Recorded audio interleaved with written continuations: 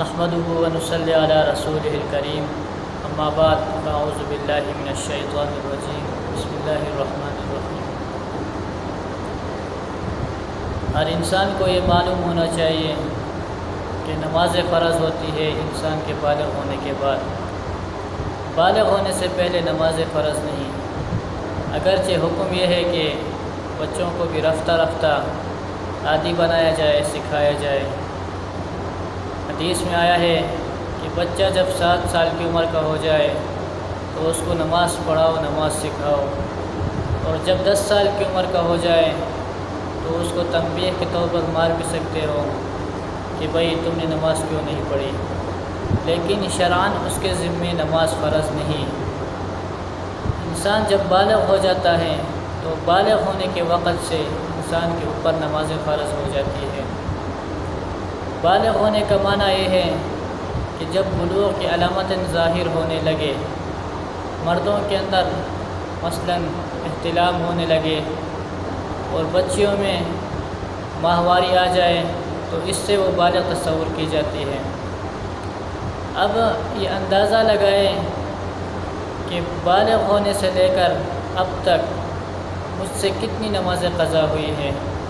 سب سے پہلے ان کا حساب رکھیں، مثلاً کسی سے 100 نمازیں، 200 نمازیں، 500 نمازیں یا 1000 نمازیں، جتنی بھی ہو، سب سے پہلے ان کا حساب رکھیں۔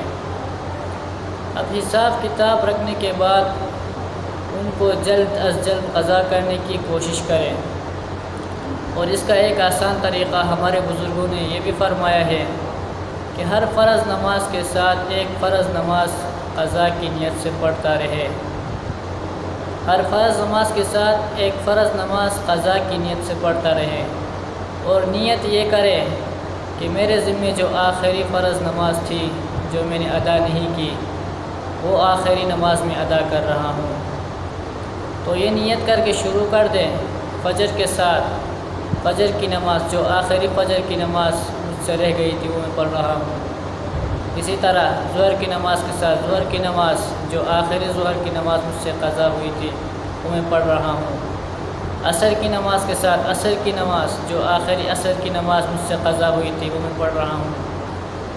عصر کی نماز کے بعد اگرچہ نفلیں پڑھنا جائز نہیں، لیکن نفلیں پڑھنا جائز نہیں، لیکن قضا کر سکتے ہیں آپ۔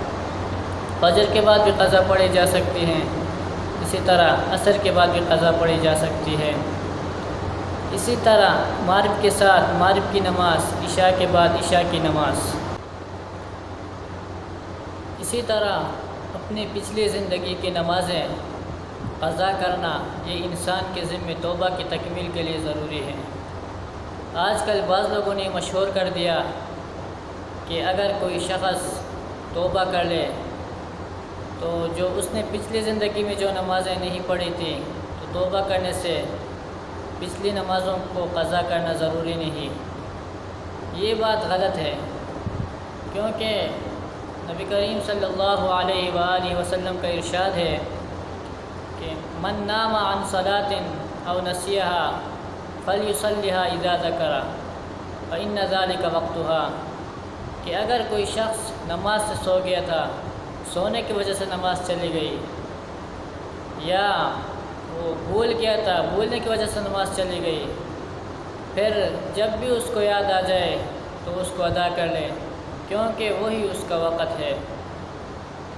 اس لیے ہر انسان اپنی استطاعت کے مطابق روزانہ اپنی پچھلی نمازوں کو قضا کریں، اور یہ اندازہ بھی لگائیں کہ میرے ذمے کتنی نمازیں قضا ہے، میری کتنی نمازیں قضا ہے، کتنے دنوں کی نمازیں میں نے قضا کی ہے۔ تو یہ حساب کتاب اپنے پاس لکھیں، اور ساتھ میں یہ وصیت بھی لکھیں کہ اگر میں نے اپنی زندگی میں یہ نمازیں قضا نہ کر سکا تو میرے ترکے سے اس کی فدیے کا رقم ادا کی جائے۔ یہ وصیت لکھنا بھی ضروری ہے، کیونکہ انسان کی زندگی کا تو کچھ پتہ نہیں، اس لیے اگر کم از کم مرنے کے بعد انسان وصیت کرتے ہیں تو اللہ تبارک و تعالیٰ کی رحمت سے امید ہے کہ انشاءاللہ تعالی معافی ہو جائے گی، لیکن اس نے فکر ہی نہیں کی، بس جو ہو گیا سو ہو گیا، اپنی نمازوں کی فکر ہی نہیں کی، تو وہ اس گناہ سے بری نہیں ہوگا۔ اس لیے میرے پیارے دوستوں، اللہ تبارک و تعالیٰ سے دعا کرتے ہیں کہ اللہ تبارک و تعالیٰ جتنی بھی ہماری نمازیں قضا ہوئی ہے پچھلی زندگی میں، ان کو جلد از جلد قضا کرنے کی توفیق عطا فرمائے، اور باقی جو زندگی بچی ہے اس میں نمازوں کی پابندی کرنے کی توفیق نصیب فرمائے۔ وآخر دعوانا الحمدللہ رب العالمین۔